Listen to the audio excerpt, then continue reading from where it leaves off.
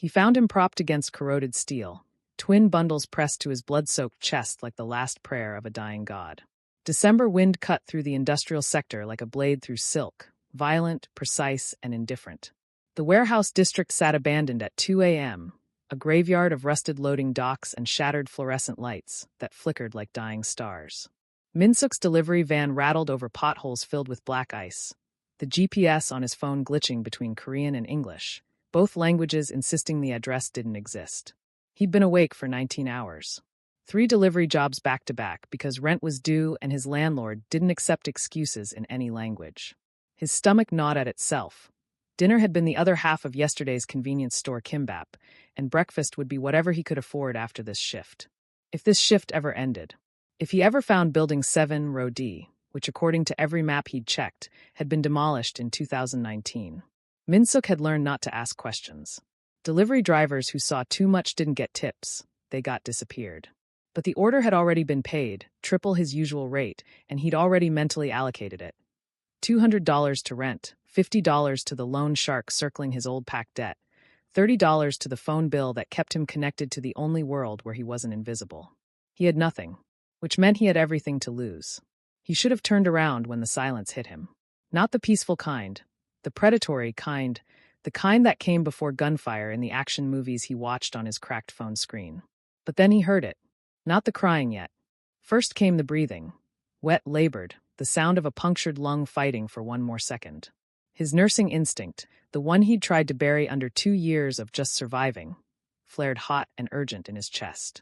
Every rational thought screamed run. Minsuk's hand was already reaching for the door handle. Before I tell you what happens next, subscribe to Starry-Eyed Lovers, and tell me where you're watching from. He found him propped against corroded steel, twin bundles pressed to his blood-soaked chest like the last prayer of a dying god. December wind cut through the industrial sector like a blade through silk, violent, precise, and indifferent. The warehouse district sat abandoned at 2 a.m., a graveyard of rusted loading docks and shattered fluorescent lights that flickered like dying stars. Minsuk's delivery van rattled over potholes filled with black ice, the GPS on his phone glitching between Korean and English, both languages insisting the address didn't exist. He'd been awake for 19 hours. 3 delivery jobs back-to-back because rent was due and his landlord didn't accept excuses in any language. His stomach gnawed at itself. Dinner had been the other half of yesterday's convenience store kimbap, and breakfast would be whatever he could afford after this shift. If this shift ever ended. If he ever found Building 7, Row D, which according to every map he'd checked, had been demolished in 2019. Minsuk had learned not to ask questions. Delivery drivers who saw too much didn't get tips, they got disappeared. But the order had already been paid, triple his usual rate, and he'd already mentally allocated it. $200 to rent, $50 to the loan shark circling his old pack debt, $30 to the phone bill that kept him connected to the only world where he wasn't invisible. He had nothing, which meant he had everything to lose. He should have turned around when the silence hit him. Not the peaceful kind, the predatory kind, the kind that came before gunfire in the action movies he watched on his cracked phone screen. But then he heard it. Not the crying yet. First came the breathing. Wet, labored, the sound of a punctured lung fighting for one more second. His nursing instinct, the one he'd tried to bury under 2 years of just surviving, flared hot and urgent in his chest. Every rational thought screamed run. Minsuk's hand was already reaching for the door handle. The Alpha didn't lower the gun when Minsuk rounded the corner of the loading dock. Gray eyes tracked him with the mechanical precision of a predator calculating whether to kill or conserve energy for dying. Blood pooled black beneath him, spreading in slow rivulets between the cracks in the concrete. The twins, one wrapped in yellow, one in blue, screamed with the primal fury of newborns who understood, on some cellular level, that their protector was failing. "Don't!" The Alpha rasped in accented English, the gun wavering. "Don't come closer." Minsuk's hands rose instinctively, palms out, the universal language of harmless. But his feet kept moving forward because the man's lips were gray and his breathing was wrong, and those babies were going to freeze to death in the next 20 minutes. "I'm a delivery driver," he said, voice steadier than he felt. "I'm nobody. But you're going into shock, and those children are hypothermic, and if you shoot me, we all die here." The Alpha's finger twitched on the trigger. Then his eyes rolled back, and the gun clattered to the ground. Minsuk didn't remember making the decision. One moment he was frozen, the next he was moving, checking the pulse point at the Alpha's throat, assessing the bullet wounds in his chest and abdomen with hands that remembered anatomy lessons from a life he'd abandoned. 2 entry wounds, no exits. Internal bleeding. Maybe an hour if he was lucky. The Alpha's scent hit him then, breaking through the copper tang of blood, storm and gunpowder, and something ancient that made Min-suk's Omega hindbrain whisper dangerous, powerful mine. He shoved the instinct down and grabbed the car seats. The van's heater sputtered to life as Min-suk peeled out of the lot, the Alpha's dead weight slumped against the passenger door, the twins shrieking in the back. His hands shook so badly he could barely grip the wheel. The industrial district blurred past in streaks of sodium light and shadow, every pair of headlights a potential threat. The Alpha had mumbled something before passing out, a name, maybe, or a warning. But Min-suk's Russian was limited to the curse words his pack's enforcers used to throw at him. Then the SUV appeared in his rearview mirror. Black, tinted windows, following 2 car lengths back with the patient inevitability of a predator tracking wounded prey. Min-suk's heart slammed against his ribs. He took a sharp right down an alley barely wider than his van, garbage bags exploding under his tires, the twins screaming reaching a fever pitch.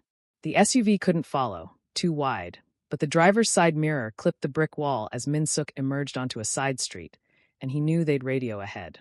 "Wake up," Min-suk hissed at the Alpha. "I don't know where I'm going." "Wake up." Gray eyes cracked open, unfocused. "Levoy," the Alpha slurred. "Left." Min-suk yanked the wheel. They careened through a red light, horns blaring, and suddenly they were in the Omega district. Narrow streets lined with 24-hour laundromats and shuttered restaurants, the only part of the city that never fully slept because Omegas worked the graveyard shifts no one else would take. The Alpha's hand shot out and gripped Min-suk's wrist with shocking strength, his voice clearer now, sharpened by pain. "Tam. There. The blue building." It was Min-suk's building. "How do you?" But there wasn't time. Another SUV rounded the corner 3 blocks back. Min-suk floored it into the underground parking garage, killed the lights, and held his breath as the SUV's headlights swept past the entrance and continued down the street. The silence that followed was broken only by the twins' exhausted whimpering and the Alpha's labored breathing. Min-suk's hands were still shaking when he turned to find the Alpha watching him.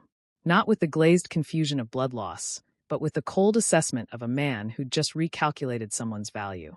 "You didn't run," the Alpha said in English, each word precise despite the blood on his lips. "Why?" Min-suk didn't have an answer that wouldn't sound insane. Because his father's voice haunted him. Because he was tired of being invisible.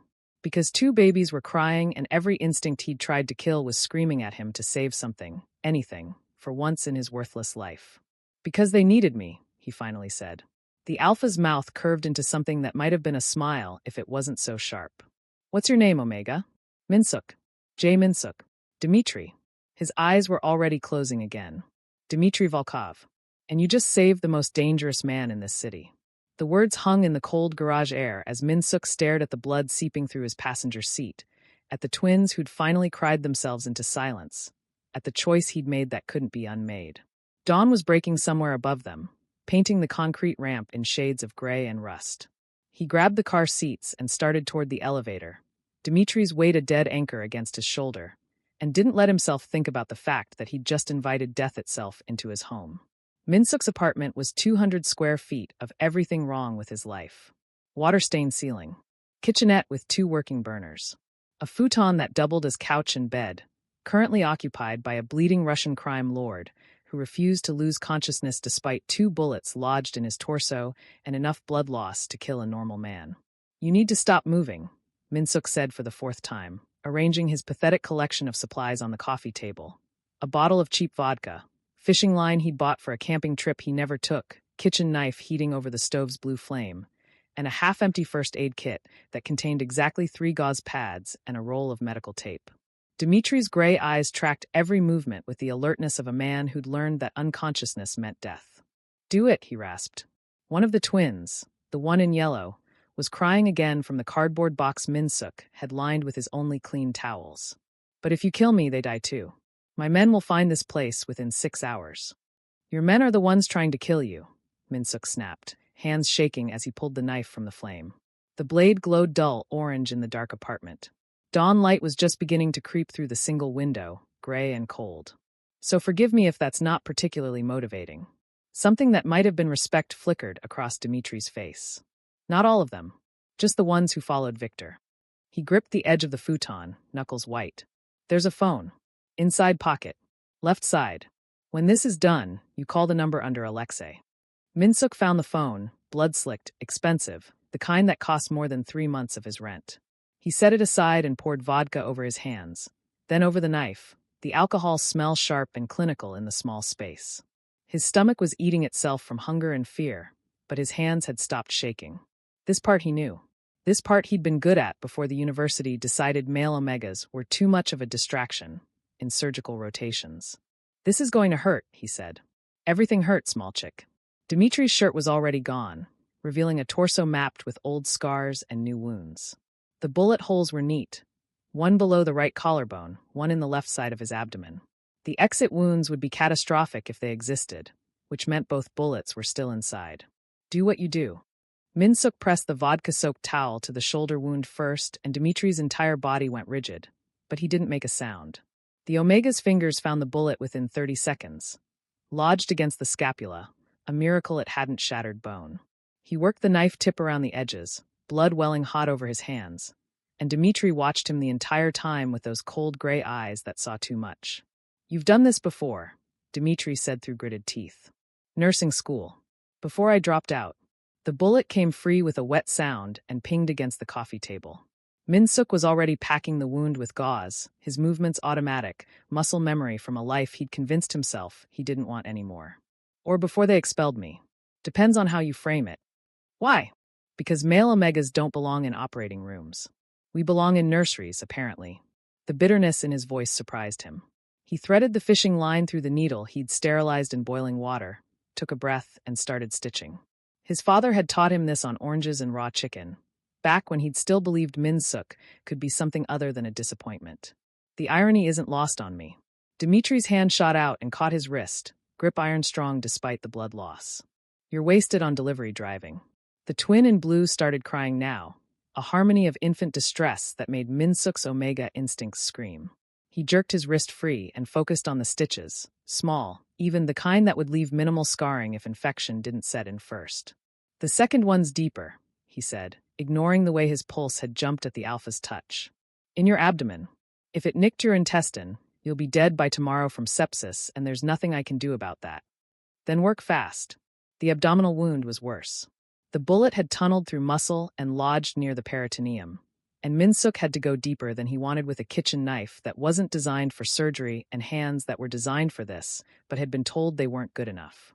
Dimitri's breathing went ragged, his sense spiking with pain, gunpowder and ozone and something darker that made Minsuk's hindbrain whimper with want despite the insanity of the situation. Tell me about them, Minsuk said, desperate for distraction. The twins. Dimitri's jaw unclenched slightly. Alexei and Anya. 3 days old. Their mother, his voice fractured. She didn't survive the birth. Minsuk's fingers found the second bullet. I'm sorry. Don't be. She knew what she was marrying into. The words were harsh, but the grief underneath was raw as the wounds Minsuk was stitching closed. Victor waited until she was dead to make his move. He called it mercy, letting me have one last night with them before he took everything.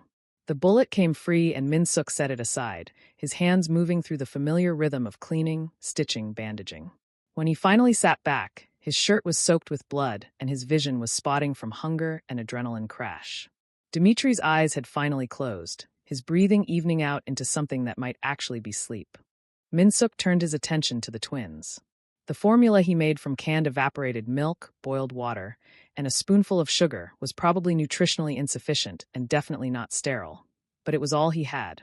He fashioned diapers from clean kitchen towels and safety pins, his movements gentle as he cleaned them, fed them, wrapped them against his chest where his omega scent, rain and something softer, sweeter, seemed to calm them in a way nothing else had.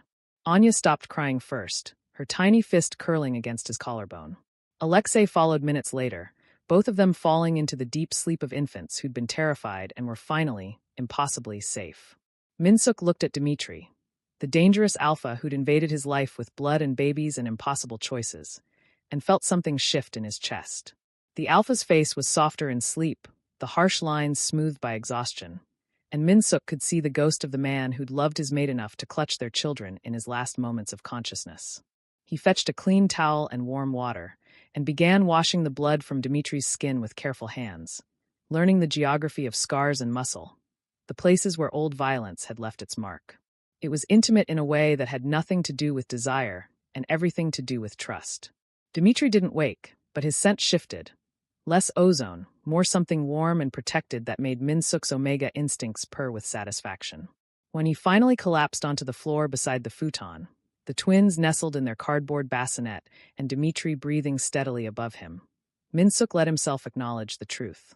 He'd just bet his entire life on a stranger's survival, and somewhere in the blood and the stitches and the crying babies, he'd stopped being afraid. He didn't know if that made him brave or insane. But as dawn fully broke over the Omega district, and the world outside continued not knowing that everything had changed, Minsuk closed his eyes and slept. Minsuk woke to the sound of a gun being cocked 3 inches from his face. Gray eyes stared down at him, no longer clouded with blood loss, but sharp and cold as winter steel. Dimitri sat upright on the futon. The Glock he must have concealed somewhere held with the casual competence of a man who'd killed before and would again. The morning light cut across his bare torso, highlighting the white bandages stark against his skin, the dark bruising that had bloomed overnight. "Talk," Dimitri said, "and choose your words carefully." Minsuk's heart slammed against his ribs, but he didn't move, sprawled on the floor where exhaustion had dropped him 6 hours ago. The twins were still sleeping in their cardboard box, tiny chests rising and falling in peaceful oblivion. "If I wanted you dead, I wouldn't have spent half the night pulling bullets out of you with a kitchen knife." That's not an answer. The gun didn't waver. "Who sent you? Was it Victor? One of the other families?" "Nobody sent me." Minsuk sat up slowly, hands visible, non-threatening. His back ached from the floor, and his clothes were still crusted with dried blood. "I'm a delivery driver who took the wrong order and found you dying. That's it. That's the entire conspiracy." Dimitri's jaw tightened. People don't help for nothing. People don't expect to find bleeding mafia bosses holding newborns either. But here we are. Minsuk's voice came out sharper than he intended, exhaustion and fear making him reckless. "You said your name last night. Dmitri Volkov. I don't know Russian organized crime, but I know enough to realize I should have left you there. Except I didn't. So either shoot me or put the gun down, because I need to feed your children, and I can't do that while you're having a paranoid breakdown." For a long moment, the only sound was the distant rumble of traffic from the street below and Anya making small sleeping noises. Then Dimitri lowered the gun, something like grim amusement crossing his face. "You have a death wish, Omega. I have a headache and no coffee." Minsuk stood, joints protesting, and moved toward the kitchenette. "And if we're doing interrogations, you're going to tell me exactly what I've gotten myself into." The truth came in fragments while Minsuk heated formula and changed diapers fashioned from the last of his clean towels. Dimitri spoke in clipped sentences, his accent thickening when he talked about his mate, Irina, a Ukrainian Omega from a rival family, the marriage alliance that was supposed to end a decade of bloodshed. She'd died 3 days after the twins were born, complications the doctors called unavoidable and Dimitri called murder by negligence. Victor was my head of security. 20 years of loyalty. Dimitri held Alexei with surprising gentleness, the baby's fist wrapped around his finger. He said I was distracted. That grief made me weak. That the Volkov Bratva needed a leader who could make hard choices. His expression went flat, dangerous. So he made one. Killed my inner circle, took control of my accounts, and left me in that warehouse to bleed out where no one would find the body. Minsuk fed Anya, her tiny mouth working at the improvised bottle, and tried to process the enormity of it. "But someone will find you here. Eventually." Dimitri's gaze swept the apartment. The water stains, the single window with its broken blind, the stack of overdue bills on the counter that Minsuk had stopped opening because the numbers only ever got worse. This is the last place they'd look. The Omega District. No security, no cameras, no one who matters. He said it without cruelty, just stating facts. "You live here alone?" "For 2 years. Since my pack disowned me." Minsuk surprised himself with the honesty. Maybe it was exhaustion. Maybe it was the surreal domesticity of feeding babies with a crime lord while discussing betrayal and murder. Male Omegas aren't valued in traditional packs. We can't bear children, can't form alliances through mating contracts. I presented at 19, and they kicked me out within a month. Something shifted in Dimitri's expression. "And the nursing school?" "Lost my scholarship when I presented. Apparently Omega biology makes us too emotionally volatile for surgical precision." Minsuk's laugh was bitter. "Though I did fine last night, didn't I?" Better than fine. Dmitri stood, moving to the window with Alexei cradled against his chest. He moved carefully, testing the limits of his injuries, and Minsuk could see the pain he was suppressing with pure will. You saved my life. Both our lives. That creates a debt. I don't want. Not about what you want, Malchik. About what is. Dmitri pulled out the blood-stained phone from last night, pressed a number. The conversation was rapid-fire Russian, too quick for Minsuk to follow, but he caught names, Alexei, Victor, and something that sounded like coordinates. When Dmitri ended the call, his expression was grim satisfaction. Help is coming. 2 hours. Maybe 3. Minsuk's stomach dropped. Help meaning more people who'll know I'm involved. Help meaning people I trust. The ones Victor didn't get to. Dmitri turned from the window, backlit by weak morning sun, looking like something out of a nightmare, bandaged, dangerous, holding a sleeping infant like it was the most natural thing in the world. You're already involved. The moment you pulled those bullets out, you became a part of this. The weight of it settled over Minsuk like a physical thing. His tiny apartment suddenly felt smaller, the walls closing in. He looked at the overdue rent notice on the counter, the empty fridge, the life he'd built out of scraps and spite. 24 hours ago, his biggest concern was making enough for rent. Now he was harboring a mafia boss and waiting for armed Russians to arrive at his door. I should have left you there, Minsuk said, but there was no conviction in it. Dmitri's mouth curved into something sharp. But you didn't. He crossed the room, moving into Minsuk's space with predatory grace despite his injuries. Up close, his scent was overwhelming. Gunpowder and something darker, richer, that made Minsuk's Omega instincts surge with want and warning in equal measure. Why? And don't say it's because of the babies. I've seen enough altruism to know it doesn't look like kitchen surgery at 3 a.m. Minsuk met those cold gray eyes and found himself saying the truth he'd barely admitted to himself. Because I'm tired of being useless. Because for one night, I got to be what I trained to be before the world decided I wasn't worth the investment. His voice went quiet. Because your children needed someone and I was there. Dmitri studied him for a long moment, something unreadable flickering across his face. Then he reached out and gripped the back of Minsuk's neck. Not threatening, but grounding, the touch of an alpha acknowledging an omega's worth. You're wasted on this life, J. Minsuk. Before Minsuk could respond, Anya started crying, shattering the moment. The domesticity returned, bottles and diapers and the careful dance of two strangers caring for infants while the world outside hunted them. Minsuk washed blood from his clothes in the sink while Dmitri made phone calls in Russian, and somewhere in the mundane horror of it all, Minsuk realized he'd crossed a line he couldn't uncross. When the knock came 2 hours later, 3 sharp raps, a pause, 2 more. Dmitri answered with his gun drawn and Minsuk held both twins, and neither of them pretended this was anything but the beginning of something that would either save them or destroy them. The wolf had woken, and Minsuk was no longer invisible. The man who arrived at Minsuk's door was built like a tank and smelled like gunmetal and expensive cologne. Alexei, the other Alexei, Dmitri's captain, swept the apartment with ice-blue eyes that catalogued everything. The blood-stained futon, the cardboard box nursery, Minsuk hovering protectively over the twins. His Russian to Dmitri was curt, efficient, and from the alpha's expression, not good news. English, Dmitri said, his hand still braced against the wall for support. He deserves to know. Alexei's gaze slid to Minsuk with something between assessment and dismissal. Victor's people found the delivery van 2 hours ago. Ran the plates, traced the company, pulled the dispatch records. His accent was thicker than Dmitri's, vowels flattened by Moscow winters. They have your name. Your address. They know your Omega. They're coming. Minsuk's blood turned to ice. How long? They were mobilizing when I left.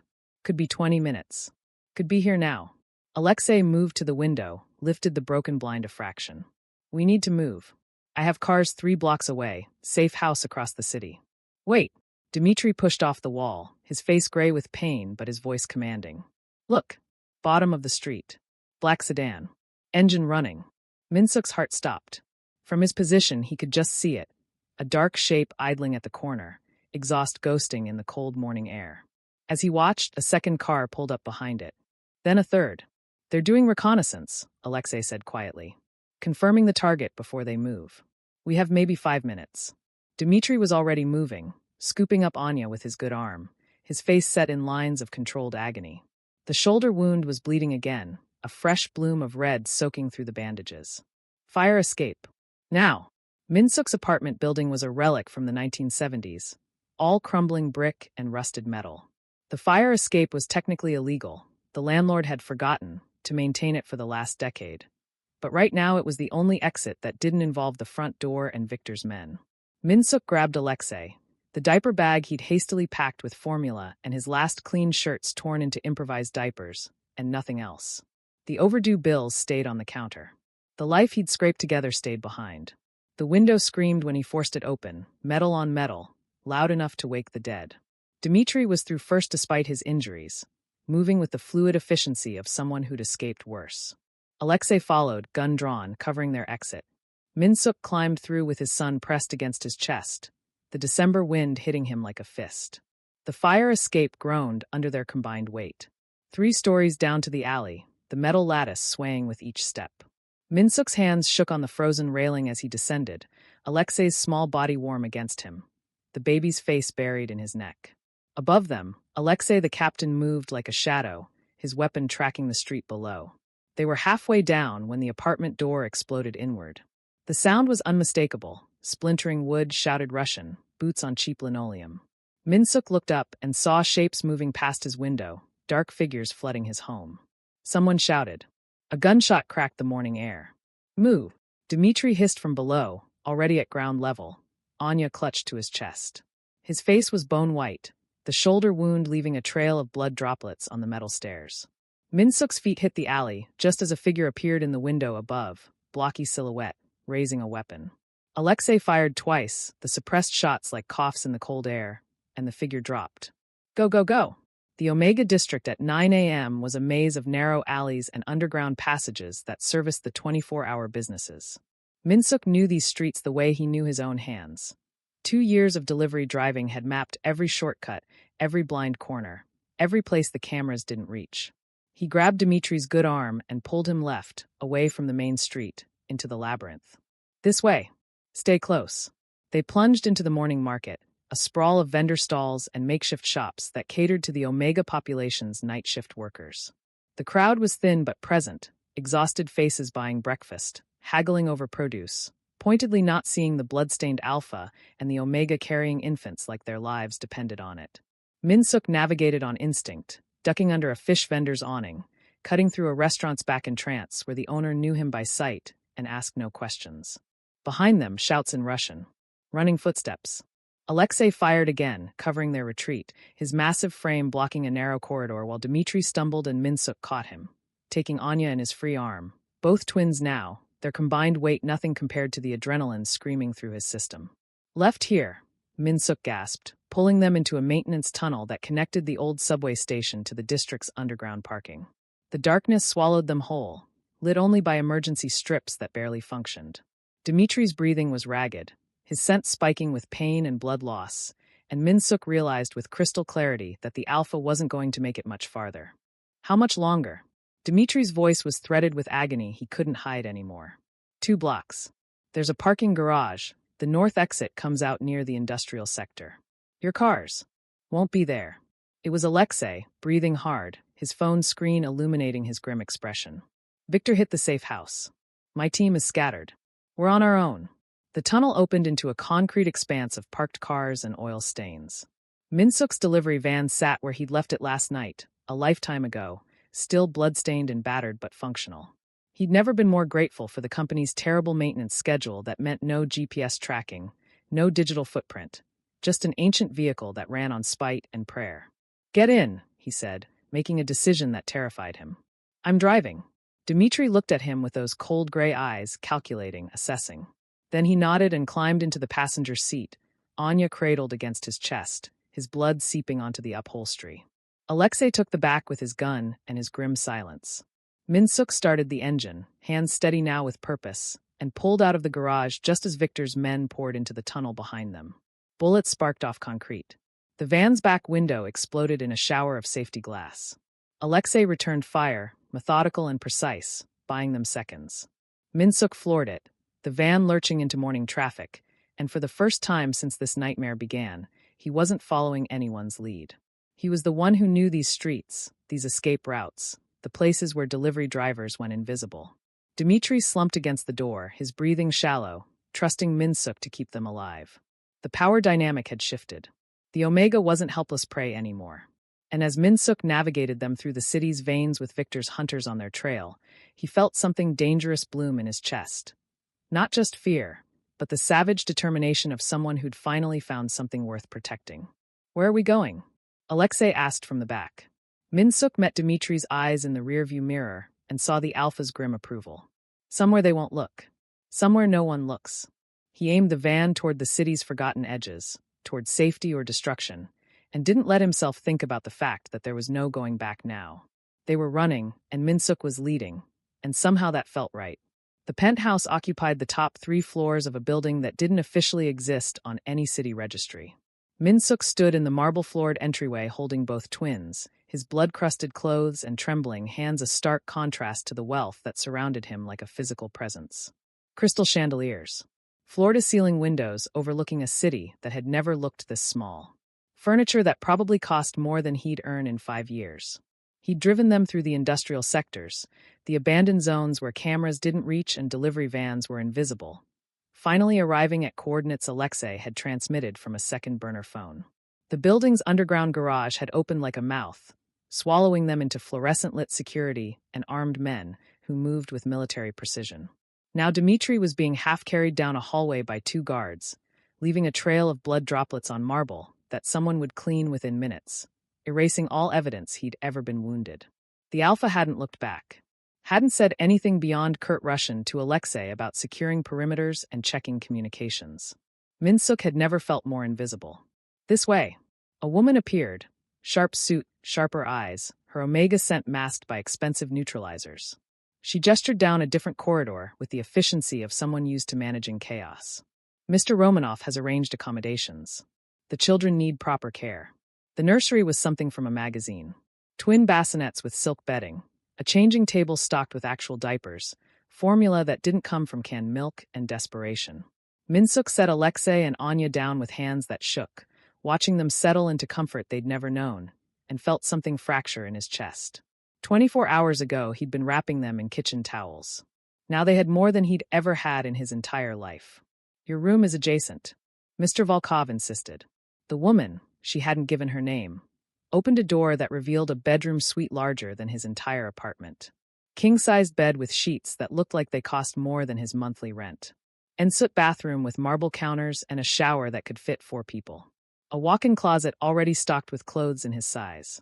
"I don't," Minsuk's voice came out hoarse. "This is too much. This is necessary."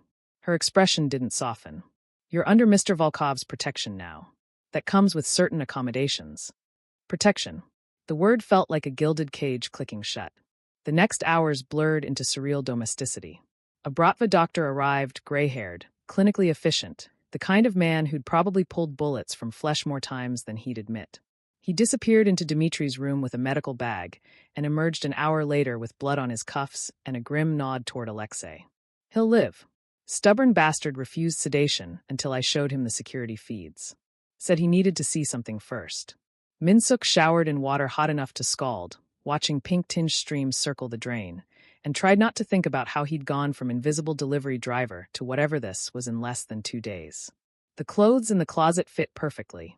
Someone had measured him while he wasn't paying attention, cataloged his sizes, decided what he needed. The loss of autonomy should have terrified him. Instead, he just felt numb. He checked on the twins, both sleeping peacefully in their temperature-controlled luxury, and found himself walking toward Dimitri's room without consciously deciding to. The guards at the door assessed him with cold efficiency, but let him pass.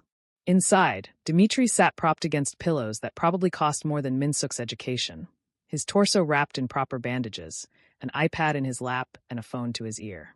He was conducting business in rapid-fire Russian, his voice cold and commanding, the injured Alpha from this morning replaced by something apex and dangerous.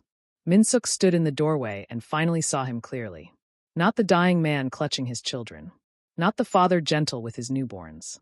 This was Dmitry Volkov, head of the Bratva, a man who controlled empires and eliminated threats with the casualness of someone ordering coffee.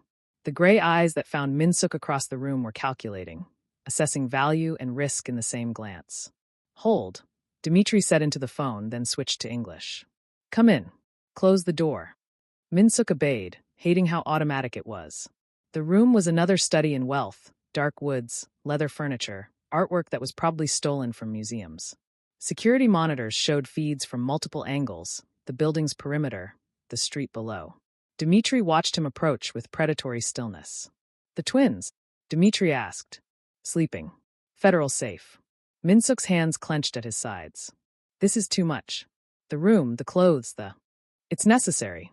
Dmitri set the iPad aside with careful movements that betrayed his pain.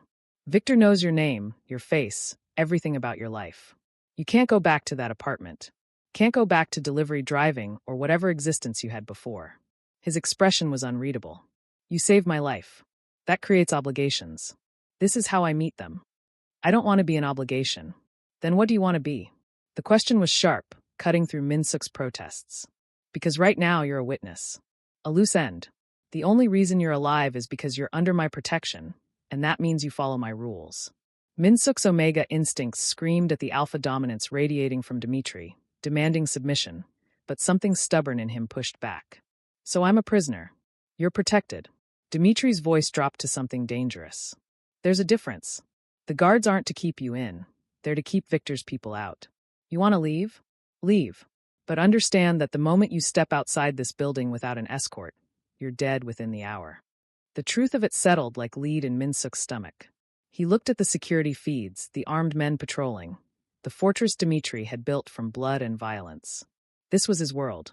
Cold, calculating, ruthless. And Minsuk had voluntarily walked into it carrying the Alpha's children. I don't belong here, Minsuk said quietly. Something flickered across Dmitri's face, almost regret, almost understanding. You belonged in an operating room. Instead, you were delivering food in a van that barely ran, living in an apartment that should have been condemned, slowly disappearing into a life that was killing you. He leaned forward despite the obvious pain it caused. You don't belong there either, Malchik. Maybe you belong somewhere you haven't found yet. The words hit harder than they should have. Minsuk looked at this dangerous, wounded alpha who saw too much, and felt the fragile walls he'd built around himself start to crack. What if I don't know how to be here? Then learn. Dmitri picked up his phone again, the moment of vulnerability closing like a door. Alexei has assigned you 2 guards. They'll escort you anywhere in the building, and outside only with advance clearance. The twins' care is your responsibility. I trust no one else with them. In return, you have access to everything here. Food, medical supplies, whatever you need. I'm not a kept Omega. Before I tell you what happens next, subscribe to Starry-Eyed Lovers and tell me where you're watching from. No. Dmitri's gray eyes met his, and something in them made Minsuk's breath catch. You're the Omega who pulled bullets out of me with a kitchen knife while my children screamed. You're tougher than you think you are. Now prove it. The dismissal was clear. Minsuk turned to leave, his heart hammering against his ribs, but Dmitri's voice stopped him at the door. Minsuk. The Alpha's use of his name felt intimate despite the clinical surroundings. Thank you. For my children. For not running when you should have. A pause. For choosing to save something instead of just surviving. Minsuk didn't trust himself to respond. He stepped into the hallway where 2 guards materialized like shadows, and let them escort him back to his gilded cage of a bedroom where everything was provided except the one thing he wanted. His freedom to choose what came next. The fortress operated on a rhythm Minsuk learned to navigate like a second language. Guards changed shifts at 6-hour intervals. Dmitri's business calls happened in 3-hour blocks, Russian consonants sharp through the walls. The twins woke every 4 hours like clockwork, their hunger an anchor to normalcy in a world that had stopped making sense. Minsuk fell into the routine because the alternative was thinking too hard about how his entire life had been erased in 48 hours. His apartment was a crime scene now. Alexei had shown him the security footage of Victor's men tearing through his belongings, searching for evidence of where they'd gone.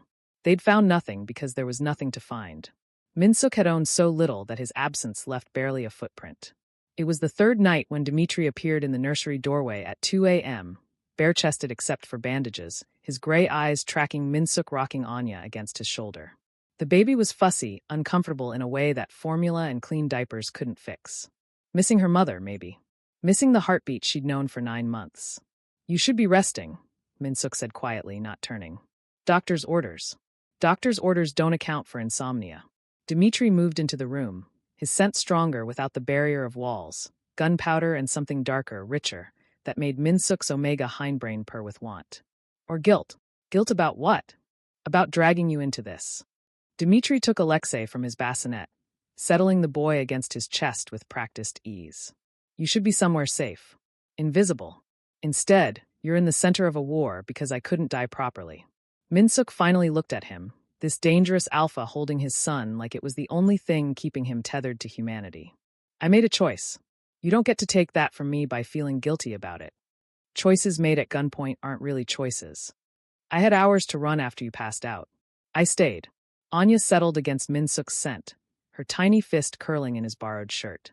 Stop trying to make my decisions for me. I get enough of that from the guards who follow me to the bathroom.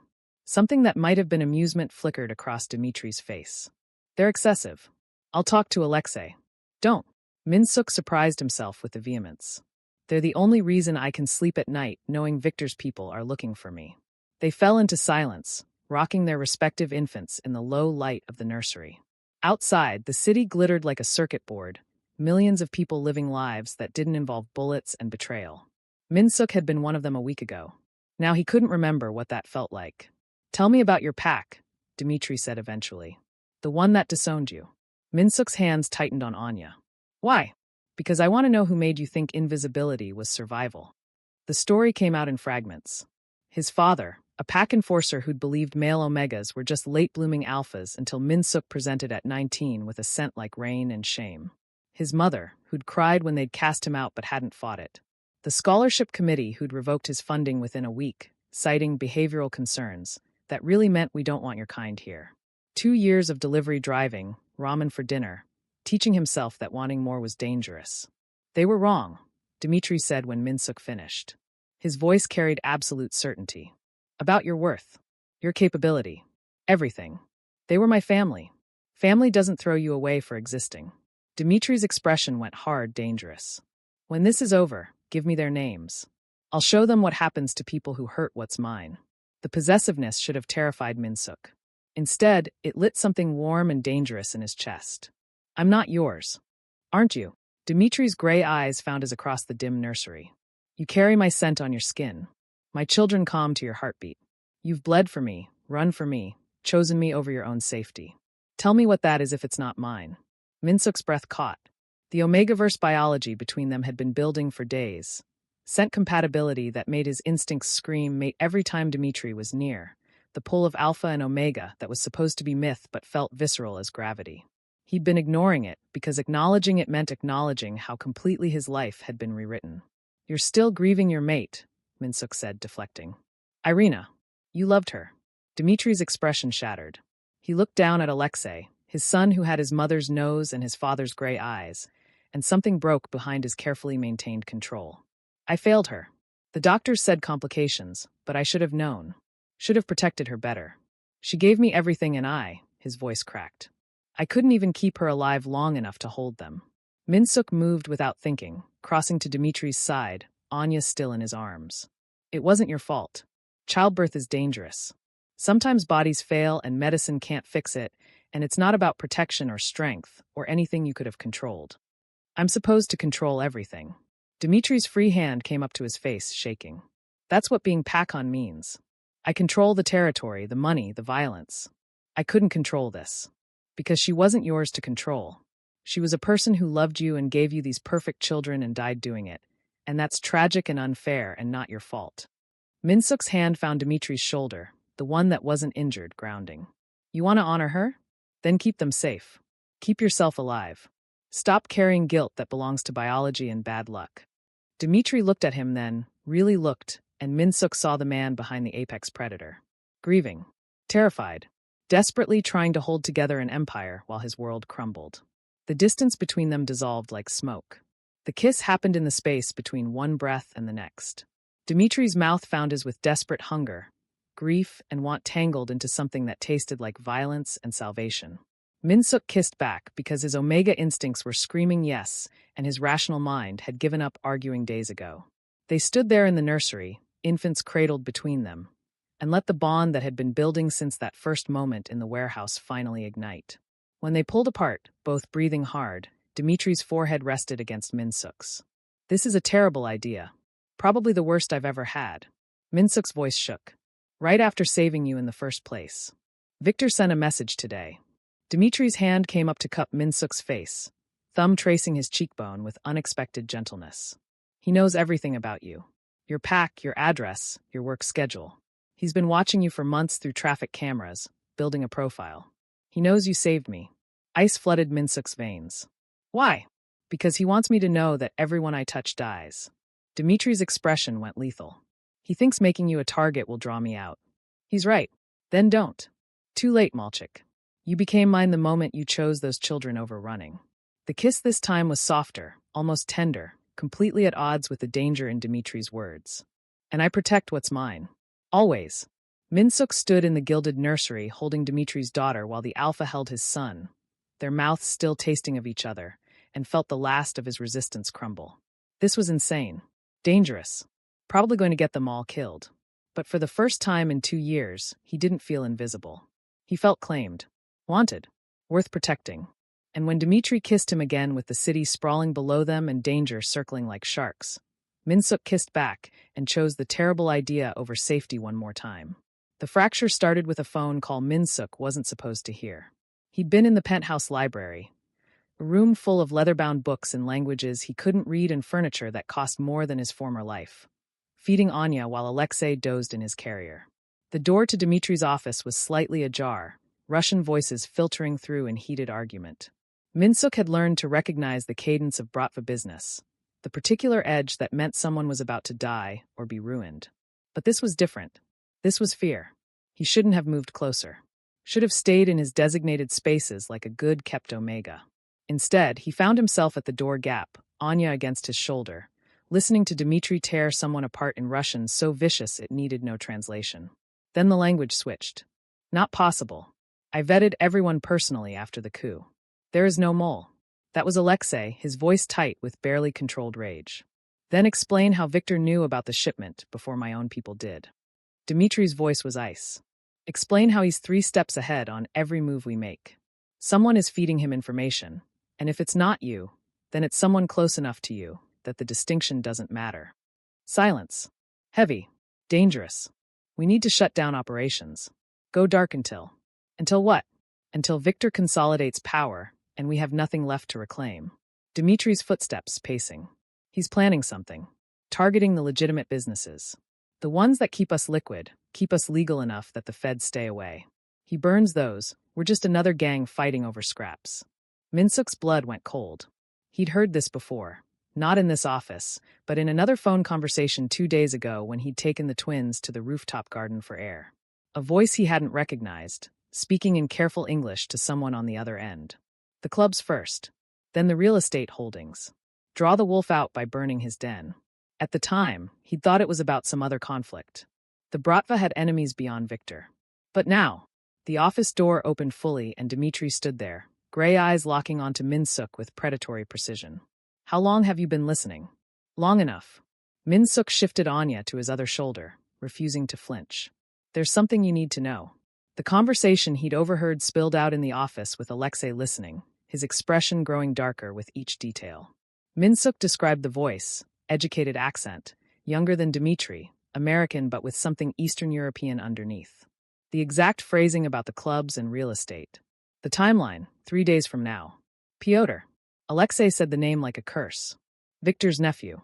He's been in New York for 2 months, supposedly setting up new distribution. But if he's here, then Victor's moving faster than we thought. Dimitri's hand slammed down on the desk hard enough to make Minsuk jump. And we have a leak that goes high enough to know our defensive positions. His gaze swung to Minsuk, something unreadable flickering across his face. You should have told me immediately. I didn't know it mattered until now. Minsuk's voice came out sharper than he intended. I'm not exactly included in your operational briefings. Because you're not supposed to be operational. Dimitri moved around the desk, his presence overwhelming in the confined space. You're supposed to be safe. Protected. Not gathering intelligence in hallways. I was feeding your daughter, not conducting espionage. The distinction is irrelevant if Victor's people identify you as an asset. Dimitri's jaw tightened and Minsuk recognized the look. The same calculation he'd seen in the warehouse, weighing risks and costs. Alexei arranged transport. Secure cabin upstate, the one we used after the Kozlov situation. Full security detail, rotation every 6 hours. Minsuk's stomach dropped. What are you talking about? You're leaving. Tonight. You and the twins. Dmitri wouldn't meet his eyes. Victor knows about you. He's building a file, and the moment he decides your leverage, you become a target I can't adequately protect here. So you're sending me away. The words tasted like ash. Minsuk had heard this song before. Different words, same meaning. You're a liability. You're not worth the risk. You're disposable. I'm keeping you alive. Dmitri's voice rose, control slipping. Do you understand what Victor will do if he gets his hands on you? What he'll do to my children? I lost Irina. I'm not. He stopped, breathing hard. I'm not losing anyone else. So you're making my decisions for me again. Minsuk set Anya in her carrier with shaking hands. Just like the guards. The clothes. The gilded cage you've built around me. I'm not a person to you. I'm a responsibility you're trying to manage. Dmitri caught himself, jaw working. You're someone I can't afford to lose. Because I'm useful with the twins? Because I saved your life and now you owe me. Minsuk's voice cracked. Or because you kissed me 3 nights ago and now you feel obligated to keep the omega you've claimed? The silence was deafening. Alexei cleared his throat uncomfortably and made for the door, but Dmitri's hand shot out. Stay. This concerns security. This concerns me being discarded the moment I become inconvenient. Minsuk grabbed the diaper bag he'd learned to keep packed. Formula, diapers, the few possessions he'd been allowed. My pack did this. Decided I was a problem they couldn't solve and removed me from the equation. I thought you were different. I'm trying to keep you alive by sending me away where you don't have to see me, where I can't complicate your war or remind you that you're grieving. Minsuk moved toward the door, past Alexei's uncomfortable presence, and Dmitri didn't stop him. Don't worry, Dmitri. I know how this works. I'll take care of your children. I'll stay in whatever remote location you've decided is far enough away. And when this is over and Victor is dead, you can collect us like luggage you left at a train station. Minsuk. No. He turned at the doorway, Anya and Alexei in their carriers, his entire world reduced to what he could carry. You want to protect me? Then treat me like an equal instead of a thing you own. But you can't do that, can you? Because I'm just an omega you pulled from poverty, and this, he gestured at the opulent office, the fortress, the life he'd been dropped into. This was never about me. It was about your guilt and your grief and your need to control something after your mate died. Dmitri's face went white. That's not. It is. And I'm done pretending otherwise. Minsuk's hands tightened on the carrier handles. I'll go to your cabin. I'll keep them safe. But don't confuse obedience with acceptance. I'm leaving because they need me, not because you've convinced me I matter to you as anything other than a convenient caretaker. He walked out before Dmitri could respond, Alexei's guards materializing like shadows to escort him, and didn't let himself look back. Behind him, he heard something crash, Dmitri's rage finally breaking through his control, but Minsuk kept walking. The SUV was waiting in the underground garage, black and anonymous. Minsuk secured the twins in professional car seats someone had installed, accepted the go-bag full of supplies without comment, and climbed into the back seat. 2 guards in front, one following in a second vehicle. Enough security to make him feel like precious cargo or a prisoner. Maybe both. As they pulled out into the city night, Minsuk looked up at the penthouse 3 floors from heaven and saw Dmitri's silhouette in the window. Watching. Still trying to control outcomes, even as Minsuk disappeared into the darkness. He closed his eyes and let the city lights blur past, Anya's small hand wrapped around his finger, and told himself this was just another abandonment. Another powerful alpha deciding he wasn't worth the complication. Told himself the ache in his chest was just survival instinct, not heartbreak. Told himself he'd be fine alone again, the way he always had been. And almost believed it.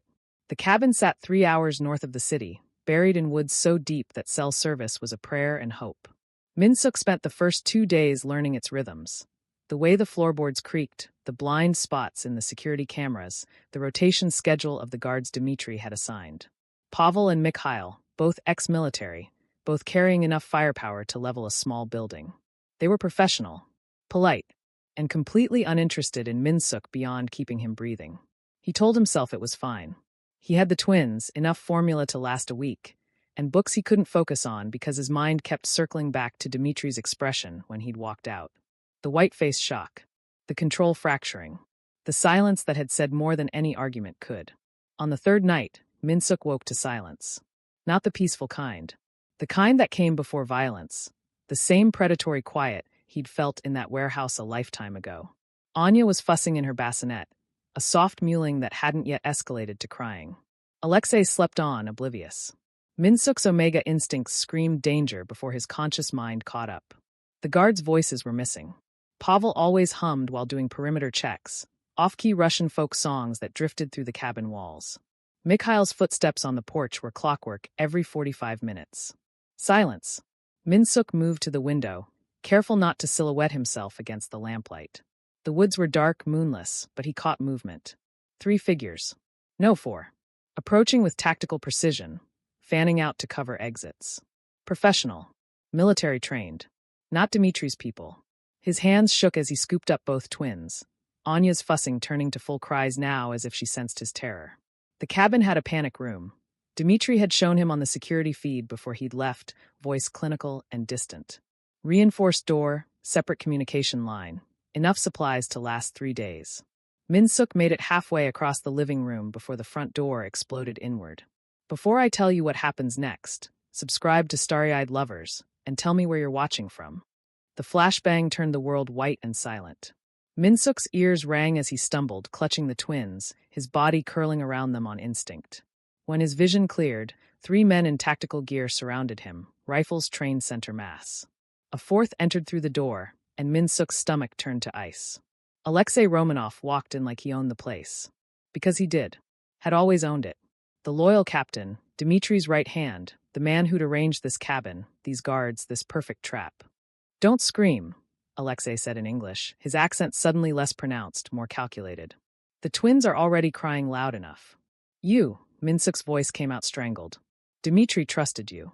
Dmitri is a sentimental fool who let his mate's death make him weak. Alexei crouched down to Minsuk's level, his ice-blue eyes cold as a winter grave.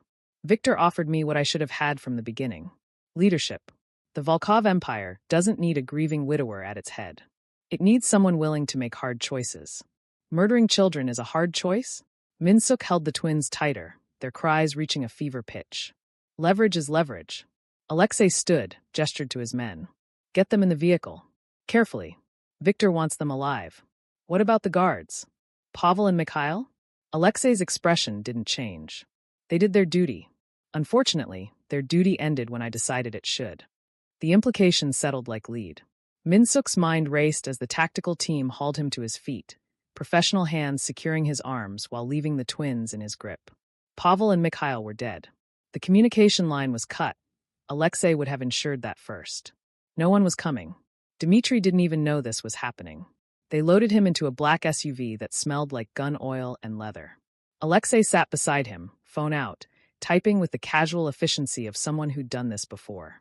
Victor will be pleased. The Omega and both heirs. Dmitri will come running. He'll kill you. Minsuk's voice shook, but he forced the words out. You betrayed him. When he finds out, it will be too late. Alexei's phone chimed. He smiled, cold and satisfied. Victor sends his regards. He's rather excited to meet the Omega who saved Dmitri's life. He has questions about your medical knowledge.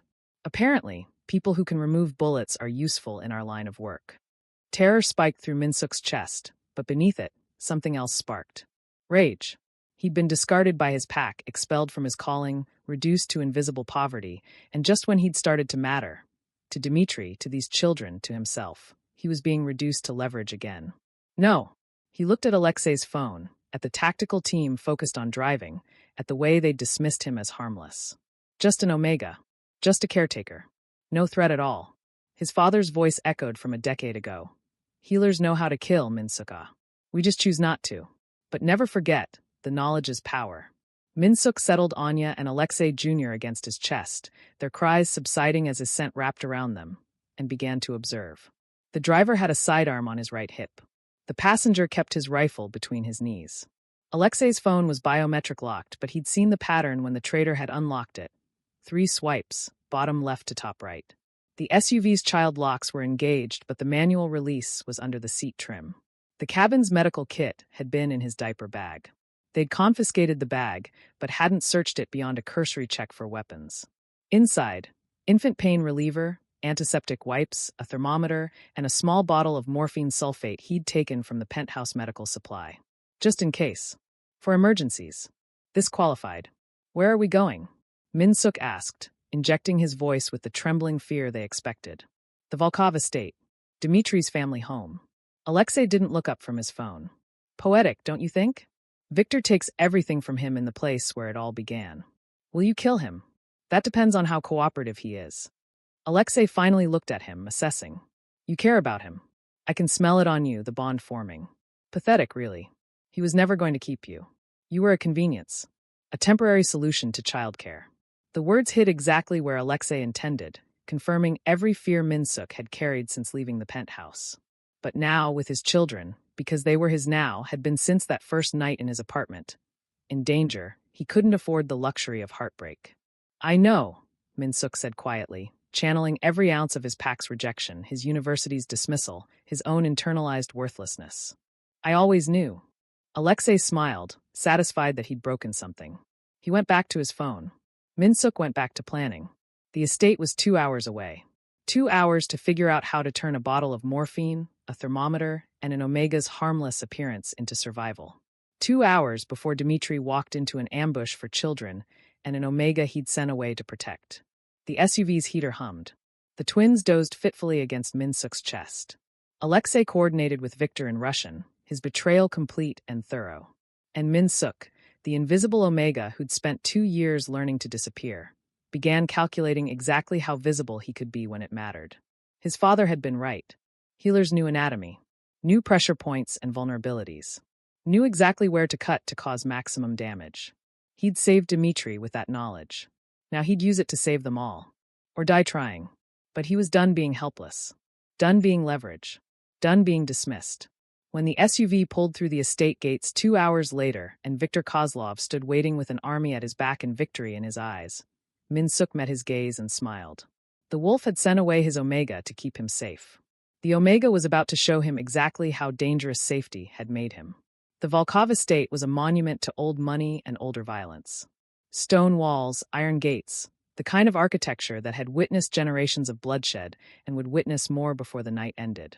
Victor stood in the grand foyer like a king in borrowed robes, 20 armed men at his back, and Min-suk bound to a chair with the twins in a playpen beside him. Alexei had delivered them 3 hours ago. 3 hours Min-suk had spent playing the terrified Omega while his mind calculated angles and odds, and the precise dosage of morphine sulfate needed to incapacitate without killing.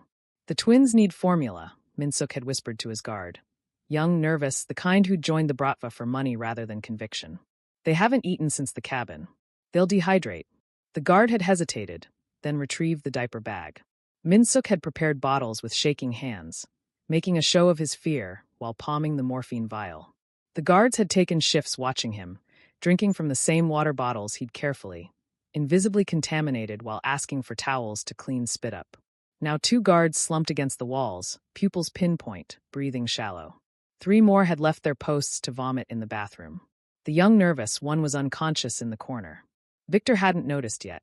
His attention was fixed on the gates where headlights cut through the darkness. Dmitri had come. The Alpha emerged from the SUV alone as instructed, hands visible, unarmed in a way that was somehow more threatening than if he'd arrived with an army. He walked through the estate doors with the contained violence of a storm about to break, gray eyes finding Min-suk across the foyer before locking onto Victor with murderous focus. You have something of mine, Dmitri said, his voice arctic. I have everything of yours. Victor gestured expansively at the estate, at the men, at Min-suk and the twins. Your home. Your power. Your pathetic little family. Did you really think you could keep any of it? You, who cried over a dead Omega like a lovesick boy. Who let grief make you soft. Irina's death didn't make me soft. Dmitri took a step forward and 3 rifles trained on him.